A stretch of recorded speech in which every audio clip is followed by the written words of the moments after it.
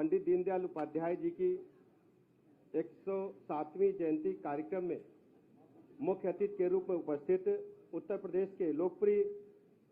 आदरणीय मुख्यमंत्री योगी आदित्यनाथ जी, भारतीय जनता पार्टी के प्रदेश अध्यक्ष रहे बहुत ही वरिष्ठ मंत्री स्वतंत्र देव सिंह जी, माननीय मंत्री आदरणीय कपिल देव अग्रवाल जी, भारतीय जनता पार्टी के महानगर अध्यक्ष आदरणीय आनंद द्विवेदी जी, लखनऊ के यशस्वी महापौर आदरणीय सुषमा खरकवाल जी, माननीय विधायक नीरज बोरा जी, आदरणीय मुकेश शर्मा जी,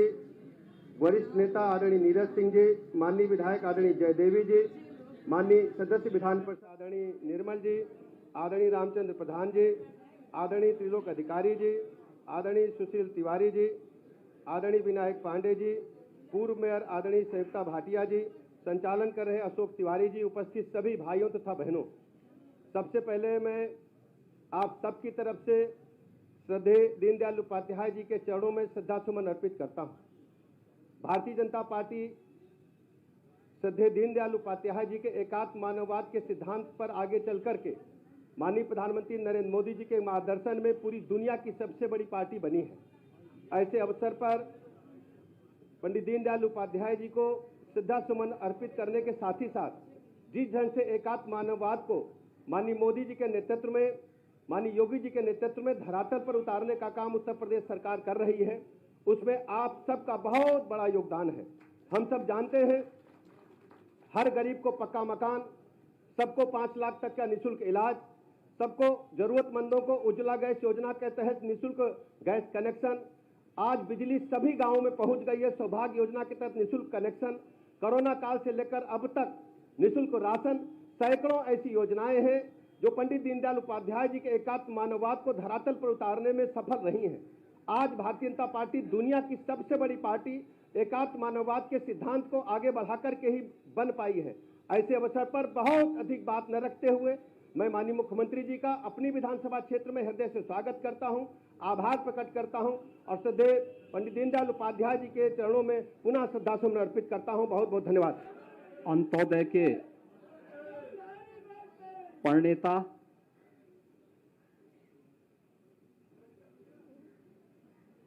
महान राजनीतिक विचारक पंडित दीनदयाल उपाध्याय जी की पावन जयंती कार्यक्रम के अवसर पर लखनऊ महानगर की ओर से आयोजित आज के इस कार्यक्रम में प्रदेश सरकार के उप मुख्यमंत्री श्री ब्रजेश पाठक जी,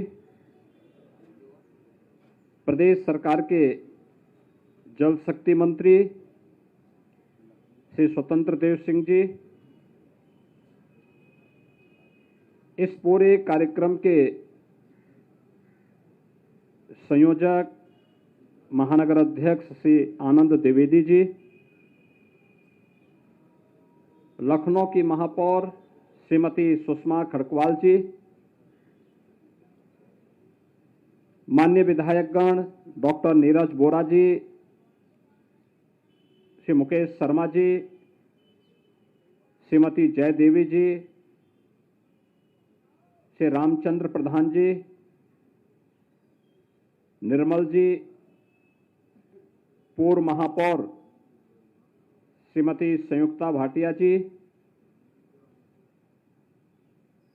युवा नेता श्री नीरज सिंह जी, आज के इस कार्यक्रम में उपस्थित भारतीय जनता पार्टी महानगर के सभी पदाधिकारी और उपस्थित कार्यकर्ता भाइयों बहनों,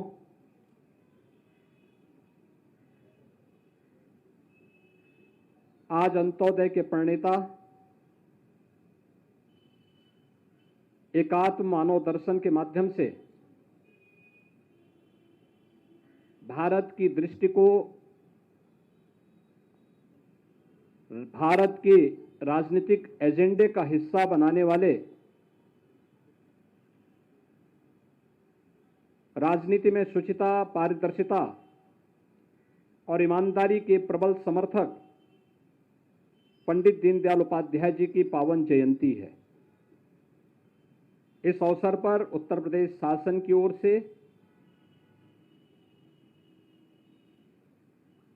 और उत्तर प्रदेश की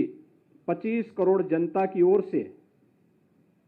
मैं पंडित जी के श्री चरणों को नमन करते हुए विनम्र श्रद्धांजलि अर्पित करता हूं। हम सब जानते हैं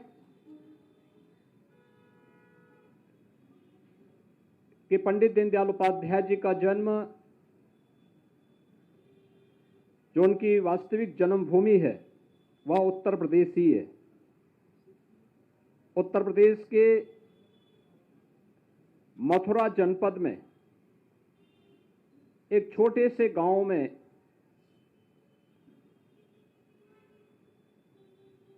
उनकी जन्मभूमि बनने का सौभाग्य प्राप्त हुआ। उन्होंने शिक्षा उत्तर प्रदेश के अलग अलग संस्थानों में अर्जित की। बचपन से ही अपने धुन के पक्के और कुशाग्र बुद्धि के होने के नाते स्कॉलरशिप मिलती गई और उनकी पढ़ाई आगे बढ़ती गई।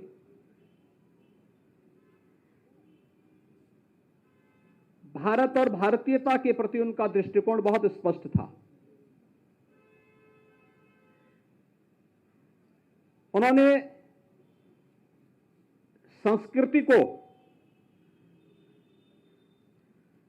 राष्ट्र की आत्मा के पर्याय के रूप में उसका संवाहक माना और उनका स्पष्ट कहना था कि भारतीय दृष्टिकोण विश्व मानवता के कल्याण का मार्ग प्रशस्त कर सकता है, लेकिन समाज के अंतिम पायदान पर बैठे हुए व्यक्ति के बारे में भी उनकी धारणाएं बहुत स्पष्ट थी।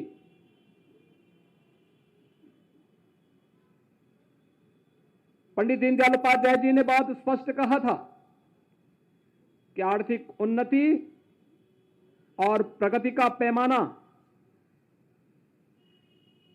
ऊंचे पायदान पर बैठे हुए व्यक्ति से नहीं, बल्कि इसका पैमाना सबसे नीचे पायदान पर बैठे हुए व्यक्ति से की जानी चाहिए। हमने प्रगति कितनी की है, इसका मापक आर्थिक रूप से संपन्न व्यक्ति नहीं हो सकता, बल्कि सबसे निचले पायदान पर बैठे हुए व्यक्ति से हमें इसकी समीक्षा करनी चाहिए, आत्मावलोकन करना चाहिए कि हम कहां सफल हुए, कहां विफल हुए। और यही अंत्योदय की उनकी अवधारणा स्वतंत्र भारत में गरीब कल्याणकारी योजनाओं को आगे बढ़ाने का एक माध्यम मिला। आपने देखा होगा, चाहे सरदेव अटल बिहारी वाजपेयी जी के नेतृत्व में जब 1998 से लेकर के 2004 तक सरकार कार्य कर रही थी, उस सरकार का लक्ष्य भी गरीबों का उत्थान रहा है। उसका माध्यम अलग अलग हो सकते हैं, लेकिन अनेक योजनाएं उस समय चली। केंद्र में आज के यशस्वी प्रधानमंत्री मोदी जी के नेतृत्व में पिछले 9.5 वर्ष के दौरान जो भी कार्य हुए हैं, इसके पीछे भी प्रेरणा पंडित दीनदयाल उपाध्याय जी का अंत्योदय का संकल्प है। हर गरीब के, हर नौजवान को काम, हर खेत को पानी, हर हाथ को काम, हर खेत को पानी का यह संकल्प हमें उन सभी कार्यों को करने की एक नई प्रेरणा प्रदान करता है, जिसकी पहले कोई कल्पना ही नहीं करता था। आप अनुमान करिए, कोई सोचता था कि किसान भी सरकार के एजेंडे के हिस्से बनेंगे, महिलाएं सरकार के विकास के एजेंडे के हिस्से बनेंगे। जाति तो बनती थी, मत और मजहब भी बनते थे, लेकिन गांवों को विकास का आधार बनाया जाएगा, गरीब को विकास का आधार बनाया जाएगा, किसान और महिलाओं को, युवाओं को आधार बनाकर के योजनाओं को प्रभावी ढंग से लागू किया जाएगा। पिछले 9.5 वर्ष के अंदर प्रधानमंत्री मोदी जी के नेतृत्व में देश ने जो चमत्कार सर्वांगीण विकास का देखा है, यह चमत्कार पंडित दीनदयाल उपाध्याय जी की ही प्रेरणा है, जिसके आधार पर आज हर नौजवान को रोजगार और नौकरी की गारंटी मिल रही है, जहां पर महिलाओं को समान अधिकार प्राप्त हो रहा है, किसान को प्रधानमंत्री किसान फसल बीमा योजना से लेकर के प्रधानमंत्री किसान सम्मान निधि का लाभ मिल रहा है, एमएसपी के आधार पर लागत का 1.5 गुना दाम देने की कार्रवाई हो रही है,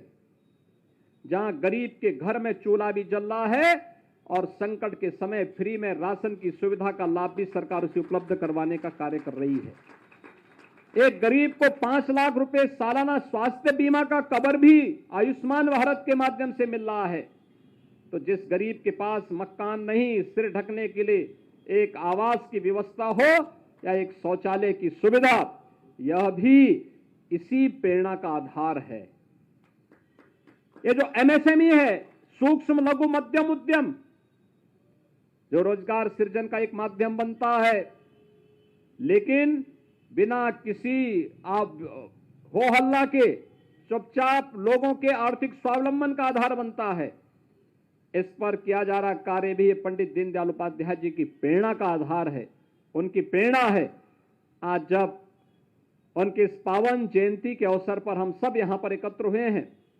इस अवसर पर उनकी प्रेरणा हम सब के लिए प्रकाश स्तंभ बनकर के, प्रकाश पुंज बनकर के एक नई हमेशा प्रेरित करते रहेगी। इस विश्वास के साथ मैं आप सब कार्यकर्ताओं को इस बात के लिए बधाई देता हूं कि डबल इंजन सरकार के द्वारा जो कार्यक्रम हो रहे हैं उसको प्रभावी ढंग से लागू करने के लिए किए जा रहे आप सबके प्रयास, मुझे लगता है यह पंडित दीनदयाल उपाध्याय जी के प्रति हम सब की ओर से